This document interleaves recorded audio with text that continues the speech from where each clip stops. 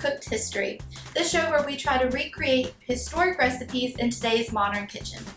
My name is Megan, and I am not a professional chef at all, but I am a professional historian, and in this series, I try to recreate recipes from throughout history in an everyday kitchen, usually my kitchen at home. So let's get started and see what we are making today.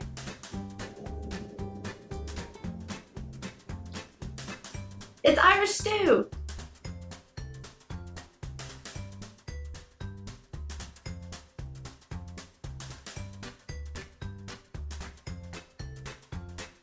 Today we'll be using a recipe from 1874 that is credited with being the first ever published recipe for Irish stew. It comes from Castle's Dictionary of Cookery with numerous illustrations and was published in London. Irish stew is popular throughout the United States across regions.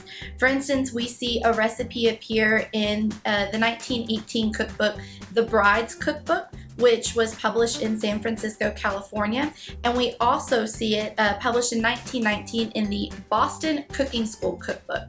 So again, popular throughout the United States on both the East and West Coasts, becoming a classic American comfort food.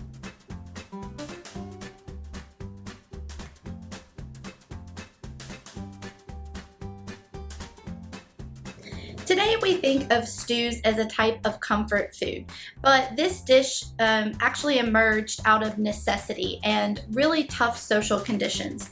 So stews became increasingly popular in Ireland throughout the 1800s because of economic hardship and mass poverty. Stews were popular because they required limited materials, so you really only needed a hanging pot, an open fire, and a few accessible ingredients. And so that's why we see their popularity really explode during that particular time period. Irish stew can be made with lamb or mutton, but the cut of meat is actually really important. Typically, recipes would use a cut from the neck, but you can also use the leg, and so that's what we have today. Step one is going to be trimming all of the excess fat from the lamb because according to the recipe, Irish stew should not be greasy. So that's going to be task number one, is trimming this down.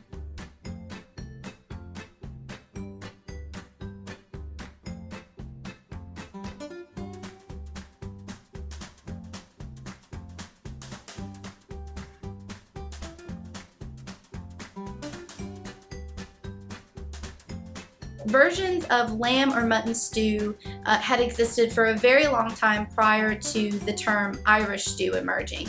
In fact, we see a recipe for a mutton stew appear in 1796 in the cookbook The Frugal Housewife, which was compiled by an English author. So again, the term may be new, but the actual dish itself had been around for a lot longer.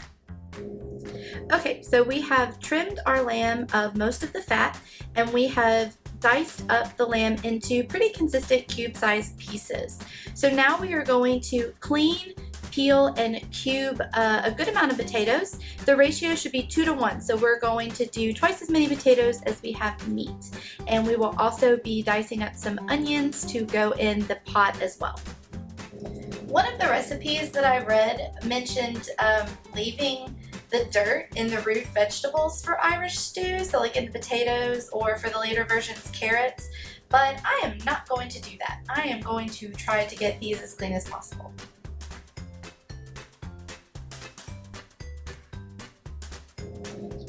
This is going to be a lot of potatoes.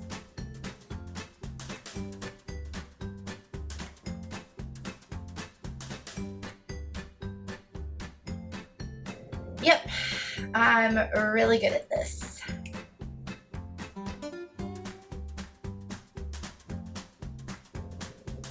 Okay, so we have cubed all of our potatoes, which I just realized I forgot to peel. Onion time, it is time to slice and dice.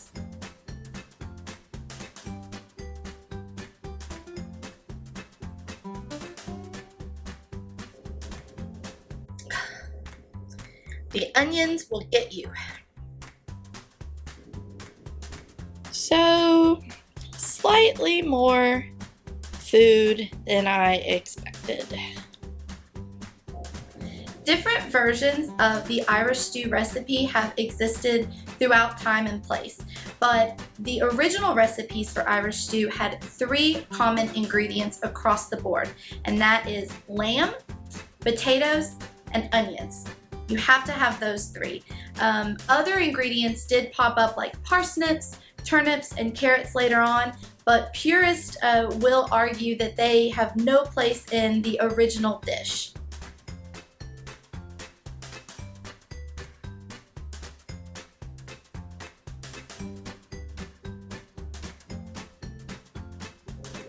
Okay, so according to the recipe, we are going to get our stock pot and put it on the stove. We're going to layer the bottom with a mixture of the onions and the potatoes. Then we're going to put the meat on top of that, season with salt and pepper, and then put another layer of potatoes and onions on the very top.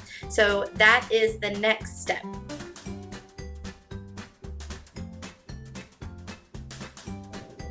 So because there's so few ingredients, let's break them down. The potato first came to Ireland in the 16th century, crossing the seas from South America, and it quickly became a staple crop for the Irish diet. Originally, Irish stews were made with cuts of mutton, and you may be wondering, well, what's the difference between lamb and mutton, right? Well, mutton is actually meat from a sheep that's typically older than 1 to 2 years, and lamb refers to meat from, a sheep that is younger than that. The age of the meat is really important, and it also was one of the reasons why stewing became so popular. So Irish people and households would hold on to sheep for long periods of time because they produced other amenities like wool and milk. But as the sheep got older, it meant that the meat was going to be tougher to cook. So in order to make it edible, when individuals finally did decide to eat their sheep, you'd have to stew it for long periods of time in order to make it chewier and actually consumable. So those are kind of 2 of the main ingredients, and then of course you have onions. So all of those 3 things are going to come together in this pot, cooking for long periods of time to make a delicious meal.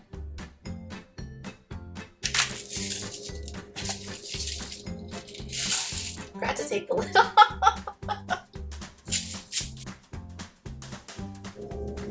Salt and pepper.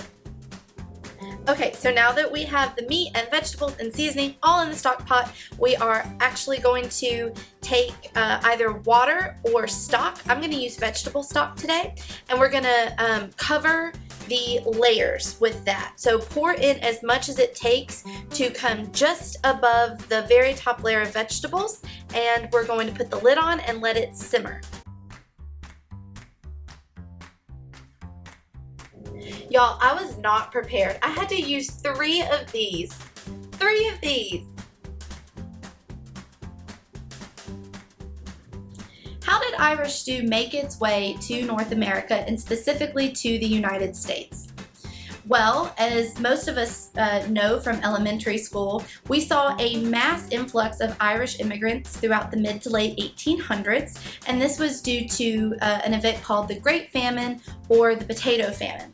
There had been lots of Irish immigration to the United States before that, which ended up affecting the culture and development of the Appalachian area in particular, but we're going to see those numbers massively increase due to the famine in Ireland that is going to push people out, right? That famine occurred between 1945 to 49, but the effects were long lasting, mostly because the Irish population greatly changed, both at home and abroad. Why was the potato famine so difficult and hard on and damaging for the Irish population? Well, by the 1840s, approximately 40% of the Irish population had come to depend on the potato as a staple crop. And so when that crop failed for several years in a row, it resulted in starvation and in disease. So we're going to see the population in the 1840s in Ireland drop significantly from about 8.4 million to 6.6 million. It's estimated that approximately 1 million Irish people perished during this event, and approximately 2 million immigrated to the United States. Almost 49% of the immigrants that arrived in the United States between 1841 and 1850 were Irish. So we're going to see a very quick, very culturally influential influx of this particular demographic, and it's going to affect a lot in society, including the makeup of urban areas. It's going to have effects on labor and politics, like with Tammany Hall and unions, and then we're also going to see cultural effects, including music and foodways. Okay, so our Irish stew is in the stock pot, and I have set the burner to medium-low. So the recipe says that it is supposed to stew for 3 hours. So we're going to set our clocks, and then we are going to revisit this.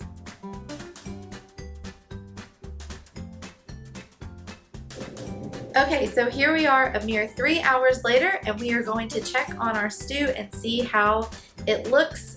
It smells incredible. The entire house just smells delicious, so I cannot wait to see what it looks like.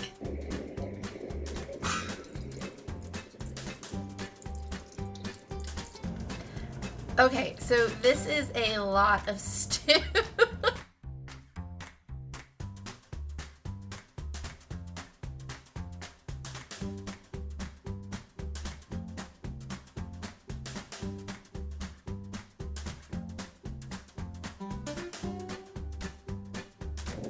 One of the other recipes that I read mentioned adding fresh chopped parsley to the finished soup, and even though that's not in this recipe, I think I'm going to do it just to add kind of a fresher, lighter herbal element. So feel free to try that if you like. Also, this dish is typically served with something like an Irish soda bread or crackers to help sop up all of that delicious stew goodness.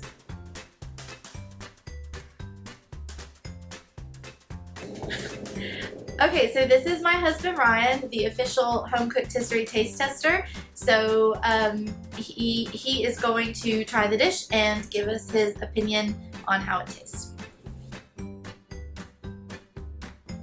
Okay, so how does it look? It looks like it's going to be, like the broth itself looks like it's going to be really light, but it's really full in flavor.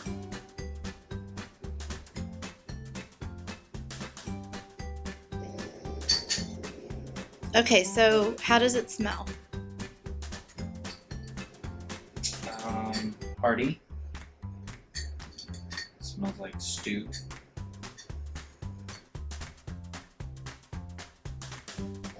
And how does it taste? Tastes pretty good. The lamb is delicious. Is it tender? It is tender. Yeah. The potatoes are good. They're nice and done. It's kind of got some sort of herby smell that I can't really put my finger on.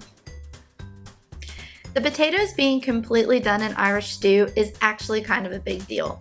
So much so, in fact, that it caused a prison rebellion. In March 1930, approximately 20% of the 4,000 prisoners inside of the Missouri State Penitentiary rebelled for 2 hours in the dining hall against Irish stew. It's not that they didn't like the dish itself or that they had a problem having it regularly. It's that the potatoes were supposedly inedible. And folks on the outside sympathized. In fact, one newspaper article from 1930 said, "If the potatoes are raw, no human being, not even the most vicious of convicts, should be asked to eat Irish stew. The potato is simply inedible in its raw state." And this was so important that prison administrators actually looked into it and determined that some of the potatoes were undercooked, and they rectified the situation. But it's probably the only time in United States history that a prison rebellion has taken place because of Irish stew.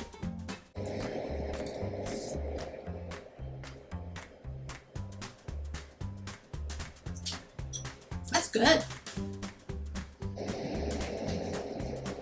That lamb is super tender. That's really, really good. The broth is really tasty. Would you recommend me making this like on a daily basis? Or is this kind of a one and done dish? For me, I'm not really a stew person. But if you made this every once in a while, I'd be fine with it.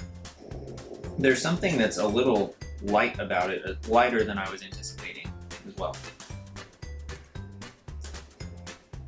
Okay, so out of 10 stars, how would you rate this home-cooked history dish?